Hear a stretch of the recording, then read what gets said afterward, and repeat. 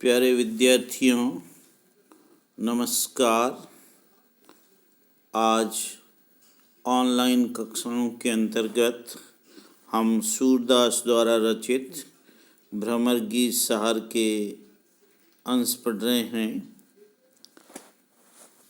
अखियाँ हरि दर्शन की भूखी, कैसे रहे रूप राशि ये बतियाँ सुनि रूखी। अवधि गणत एक टकमग जोवत तब एती नहीं झूखी। अब इन जोग संदेशन उधो अति अकुलानी दुखी। बारक व मुख केरी दिखाओ दुई पय पिवत पतुखी। सूर सिकत हठ नाव चलायो ये सरिता है सूखी। भ्रमर गीत सार से उद्धृत अंश। गोपियों ने उद्धव जी से कहा कि ये योग संदेश, ये ज्ञान योग का उपदेश हमारे लिए उचित नहीं है और हम तो श्री कृष्ण के लौटने की प्रतीक्षा कर रही है। और गोपियाँ उद्धव जी से कहती हैं, अखियाँ हरि दर्शन की भूखी, हमारी आँखें प्रियतम श्री कृष्ण के दर्शनों की भूखी।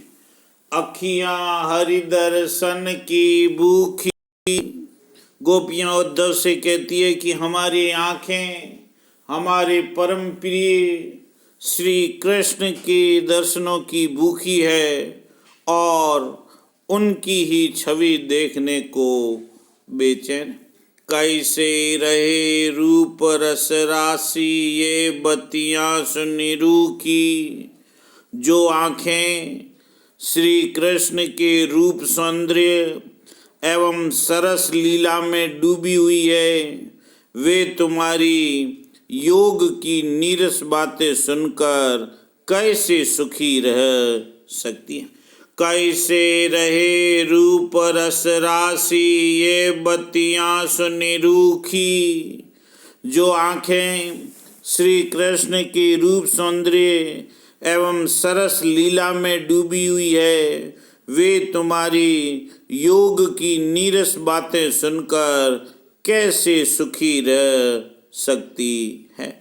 अवधि गणत एक टग मग जोवत तब एती नहीं झूखी। यहाँ गोपियाँ कह रही है कि अवधि गणत एक टक मग जोवत तब एती नहीं झूखी।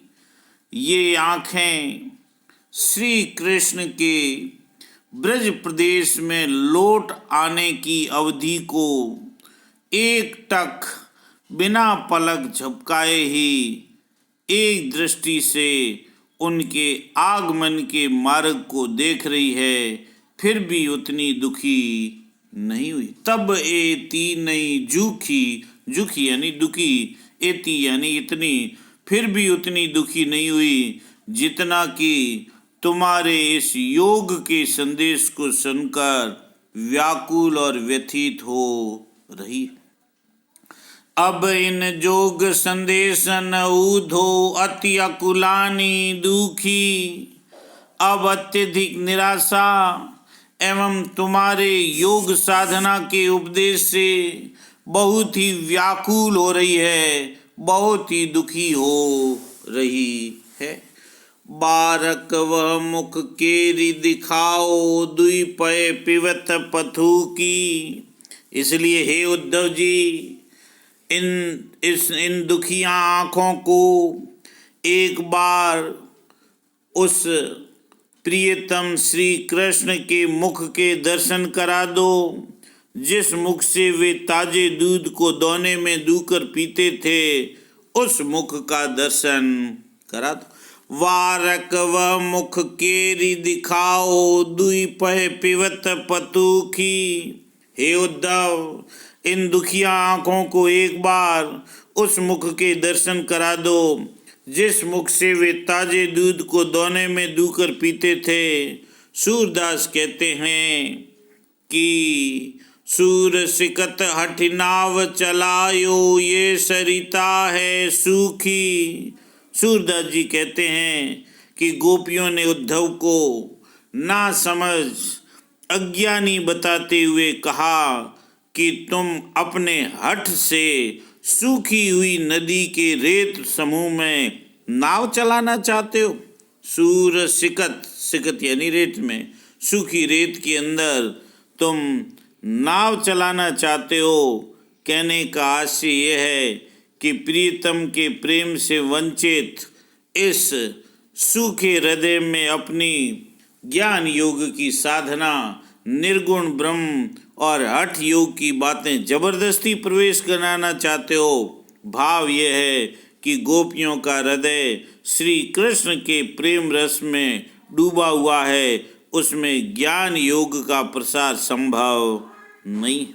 यहाँ ब्रजभाषा, माधुर्य गुण, अनुप्रास अलंकार और अतिशयोक्ति अलंकार का प्रयोग हुआ है और उद्धव जी को गोपियाँ ये कह रही है कि तुम अब जबरदस्ती सूखी हुई नदी के रेत समूह में नाव चलाना चाहते हो, अर्थात हमारे सूखे हृदय में ज्ञान योग या निर्गुण ब्रह्म को जबरदस्ती प्रवेश करवाना चाहते हो, जो संभव नहीं।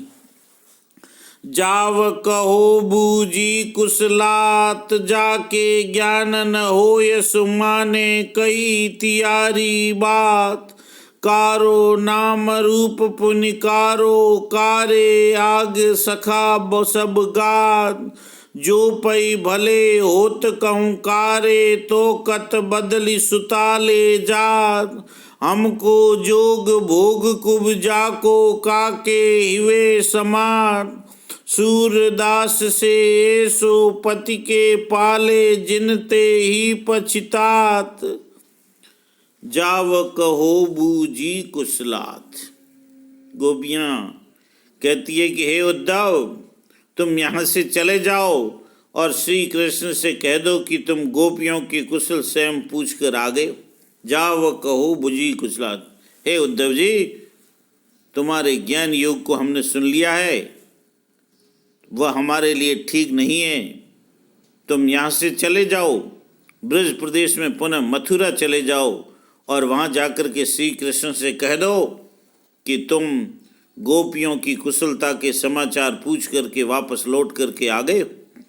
जाके ज्ञान न होए सो माने, कही तिहारी बात। जैसे कुछ भी ज्ञान न हो, अर्थात जो बिल्कुल ना समझ हो, वही तुम्हारे निर्गुण ब्रह्म के उपदेश को स्वीकार करेगी या तुम्हारी बात मान सकती है। जाके ज्ञान न होए सो माने, कही तियारी बात। जिसे कुछ भी ज्ञान न हो, अर्थात ना समझ हो, वही तुम्हारे निर्गुण ब्रह्म के उपदेश को स्वीकार करेगी या तुम्हारी बात मान सकती है। हम तुम्हारी बात मानने वाली नहीं। कारो नाम रूप पुनिकारो, कारे अंग सखा सब गात। यहाँ कह रही है कि वास्तव में तो सच्चाई ये है कि मथुरा में रहने वाले और वहाँ से आने वाले सभी तन और मन से काले हैं। तुम्हारा नाम भ्रमर काला है, तुम्हारा रूप भी काला है, सारे अंग भी काले हैं तथा सभी मित्रों के शरीर और वस्त्र आदि सभी हैं वो काले हैं। जितने भी काले होते हैं वे कभी अच्छे नहीं होते हैं, अर्थात वे स्वभाव से अच्छे नहीं होते हैं। वे कपटी, स्वार्थी और बड़े धूर्त चालाक स्वभाव के होते हैं, ये इसलिए वे अच्छे नहीं होते। जो पे भले होत कहूँ कारे, तो कत बदली सुताले जात। यदि काले भले होते क्यों काले श्री कृष्ण को बदलकर वसुदेव जी लड़की को यहाँ से चुपचाप ले जाते। हमको जोग भोग कुब्जा को काके हिवे समान। तुम हमें योग साधना का उपदेश देने आए हो, अथवा श्री कृष्ण के कहने से ऐसा ज्ञान योग निर्गुण ब्रह्म का संदेश देने आए हो, जबकि मथुरा में उन्होंने कुब्जा को सारा भोग दे रखा है। यह कैसे संभव हो सकता है? अर्थात ये बात किसके हृदय में अच्छी लगेगी, किससे न्यायपूर्ण लगेगी?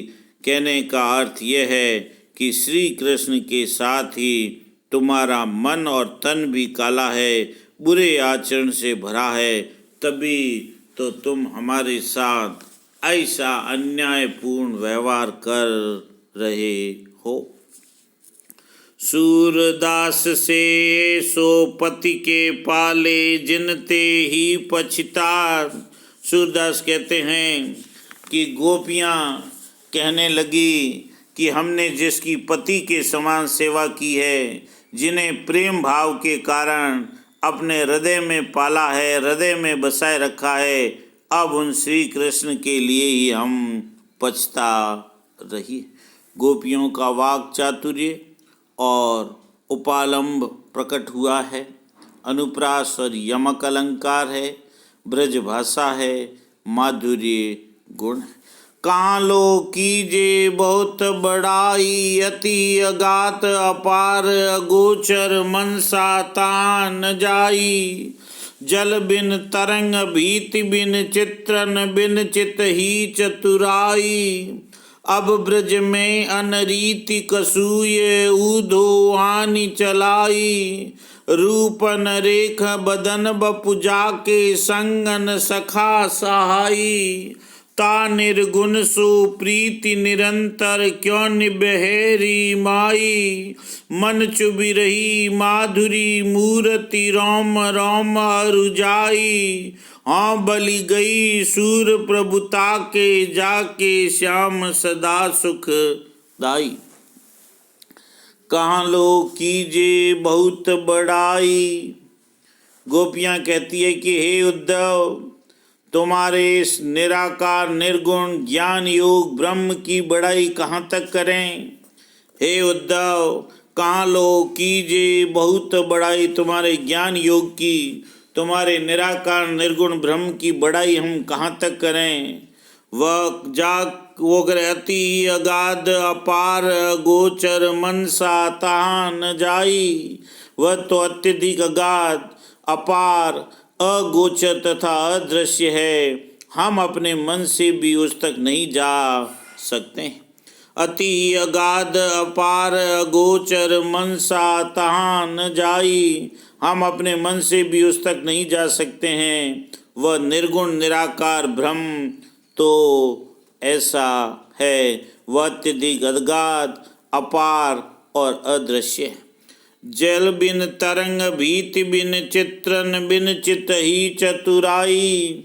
जैसे जल के बिना तरंगे, भीति के बिना चित्र और चित्त के बिना चतुराई, अर्थात बिना आधार अशरीरी एवं अगम्य है, वह तो निराकार है, उसका कोई आधार नहीं है। भला ऐसे निराकार ब्रह्म के प्रति भक्ति कैसे दिखलाई जा सकती है। अब ब्रज में अनरीति कछु ये ऊधो आन चलाई। हे उद्धव, तुमने ब्रज में आकर अब ऐसी अनीति चलाई है। अब ब्रज में अनरीति कछु ये ऊधो आन चलाई। हे उद्धव, तुमने ब्रज में आकर अब ऐसी अनीति चलाई है। पहली बार निर्गुण ब्रह्म की साधना का उपदेश देकर हमें भ्रमित किया है। रूपन रेख बदन वपुजा के संगन सखा सहाई। जब तुम ब्रह्म को निराकार कह रहे हो तो उसकी कोई रूप रेखा भी नहीं है, न शरीर है, और जिसके साथ कोई सखा संबंधी भी नहीं है। ता निर्गुण सो प्रीति निरंतर क्यों निबहेरी माई।